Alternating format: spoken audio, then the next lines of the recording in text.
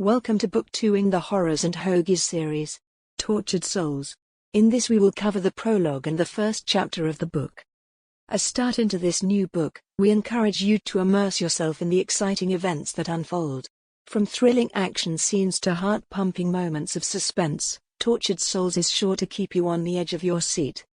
We appreciate your support and hope that you continue to enjoy the journey we have in store for you. Thank you for enjoying the story, and we look forward to sharing more with you in the upcoming chapters. Prologue: Blood, Magic, and Sand. The blood moon painted the North African desert in crimson light. A well-abused supply truck rumbled along the lonely trail, adding its cacophony to the noises of the desert's nocturnal inhabitants. Max, a handsome blond man with sharp features like his German ancestors, drove the old vehicle across the dunes. He wore an expensive outfit with a fedora, as he had when he met with his contact days earlier. With his attire, money, and little effort, he had arranged for his contact, his thralls, and the cargo to be transported across the desert. A dapper Egyptian named Lukman worked diligently to sort through the paperwork, files, and boxes piled high around him. Inside the canvas back of the truck were a group of armed thugs and the truck's precious cargo, a casket-sized shipping container. Max enjoyed Lukman's frustration and took every opportunity to drive over potholes and ruts. The truck's bouncing made it difficult for Lukman to sort his belongings. The most recent pothole was exceptionally bad, sending several papers flying to the floorboards. The Egyptian cursed at him. Max tuned out the outburst.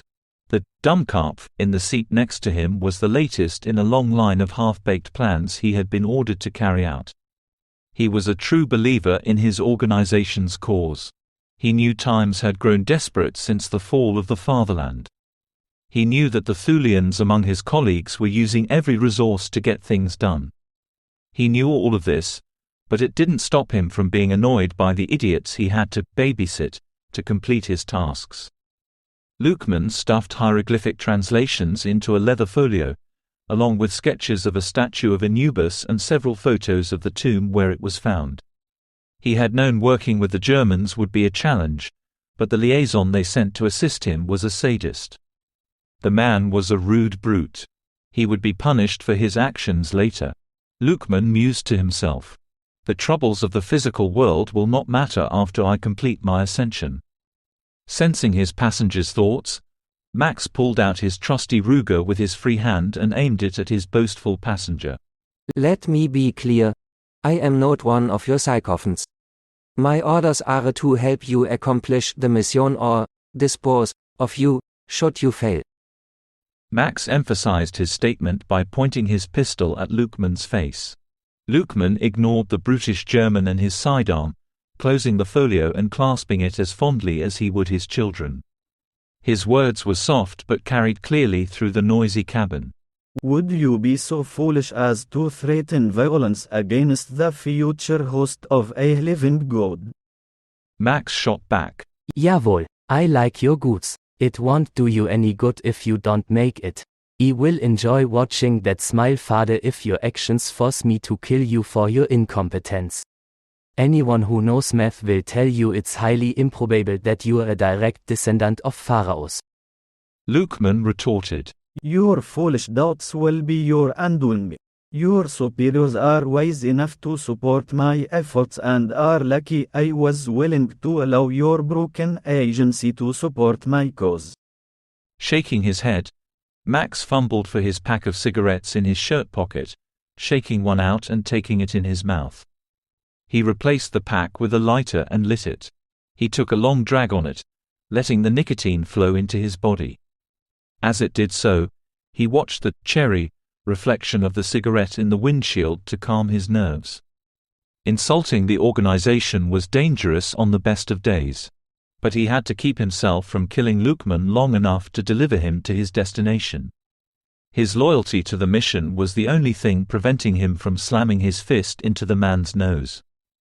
More so, he knew what people still loyal to his organization could do to him, no matter the distance between them. No, he thought to himself. The little man would only live long enough to complete the mission. After other operatives took control of this mission, the idiot would not live to be an ascendant god for long. Their next destination lay ahead. Chapter 1. Cult Conquest.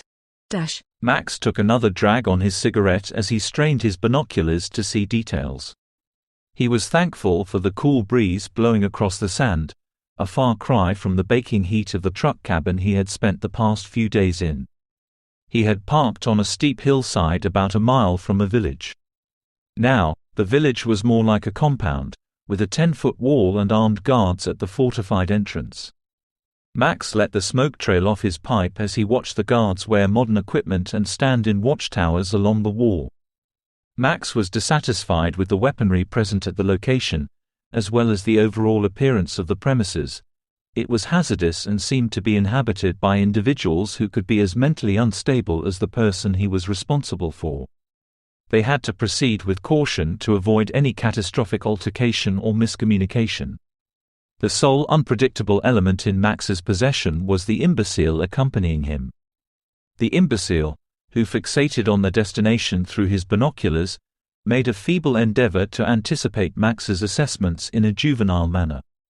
The walls housed an individual who had illicitly acquired substantial riches from the banks of the Nile, transforming himself into a reclusive figure plagued by paranoia. Luqman firmly believed the grave robber's walls concealed crucial artifacts for his mission. Most of the paperwork and miscellaneous items Luqman had brought were for negotiation to secure the necessary resources. Max sighed in frustration as he cast a glance at Luqman. Are you finally prepared to fulfill your role? Luqman paid no attention to Max's snide remark.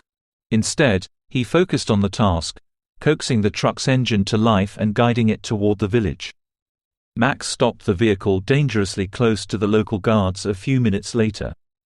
As he prepared to emphasize to Luqman the importance of handling the upcoming transaction with the utmost caution, he was surprised to find Luqman already stepping out of the vehicle. A sense of unease washed over Max, prompting him to crouch behind the dashboard and ready his weapon. Guards barking orders in Arabic threatened the Egyptian. Luqman confidently raised his portfolio while responding to them composed and measuredly. Max started to desire a better vantage in case Luqman deceived them regarding his abilities. Luqman proceeded forward, quietly muttering to himself. The surrounding wildlife began to amplify their sounds, resembling a deranged chorus. Abruptly, a gust of wind arose, forcefully pelting the vicinity with sand and debris. Max's ears sensed an immediate shift in pressure as the wind intensified into a fierce howl. Luqman approached the militia, who were moving forward to assess his presence and retrieve his folio. Their demise was horrifyingly silent as they desperately grasped their throats and convulsed as though under attack from unseen adversaries. As Luqman extended his arms, they instantly fell lifeless to the earth. Max could faintly discern minuscule insects departing from the corpses and retreating to the infernal realm from which they originated. The sight sent a shiver down his spine, contemplating the sheer horror of such a demise. Max cleaned the blood off his nose, contemplating impressive feat. Based on the limited information in his mission briefing, Luqman had released a substantial amount of magical energy that could impact even those not directly involved in the enchantment. Typical side effects of magic often involved feelings of sickness, bleeding from the head, and other minor ailments. They affected the one performing the incantation, both during and after, or so the mission brief indicated. Max was uncertain about the Thulian Society's fascination with the supernatural and didn't pay attention to it. While retreating with the DAK in Libya, he encountered a recruiter who was pilfering religious artifacts from the native people, insisting that they possessed mystical abilities. When the locals objected, the recruiter solicited Max's assistance. Max quickly became deeply involved in the Thulian Society's African operations. He has been on assignments and conducting inquiries on the continent ever since. They ensured he received adequate compensation for his efforts, a much more favorable outcome than the fate suffered by the Africa Corps following their defeat. After recuperating from the repercussions of Luqman's actions, Max tapped on the partition wall separating the cab and cargo compartments of the truck. The back of the truck swung open, and Lukeman's associates emerged, swiftly disposing of the guards by offering their remains to the arid expanse of the desert. Stepping out of the vehicle, Max quickly proceeded towards the compound entrance. While passing Lukeman, he expressed his discontent with a low, menacing tone, stating, "Your documentation was satisfactory, there was no need for you to eliminate them." Lukeman assured Max of his power through a necessary demonstration, picking imaginary dust off his sleeve as he spoke. However, Max was unimpressed and proceeded to lift the barricade bar. Lukeman whispered something, causing Max to turn around and draw his pistol. Suddenly, Max was overcome with excruciating pain, as if being devoured by carnivorous bugs. The pain swiftly dissipated as Lukeman waved his hand, leaving Max to collapse onto his hands and knees, overcome with a mixture of relief and exhaustion. Blood trickled from his nose once more. Lukeman stood before him, locking eyes. Quote, "Consider this a final demonstration. You, who dare to threaten the future pharaoh and master of ancient sorcery." Without sparing Max another glance, Lukeman turned and returned to his seat in the truck. He nonchalantly taunted his German associate. "I can effortlessly eliminate you and your superiors. However, I shall spare you as long as you continue to be of use." Max retrieved his sidearm with a forceful motion as he rose to his feet, seething with anger. The idea of shooting the despicable man on the spot was alluring, with visions of the scoundrel lying lifeless in the desert sand taunting him. However, he was aware of the consequences of such an action.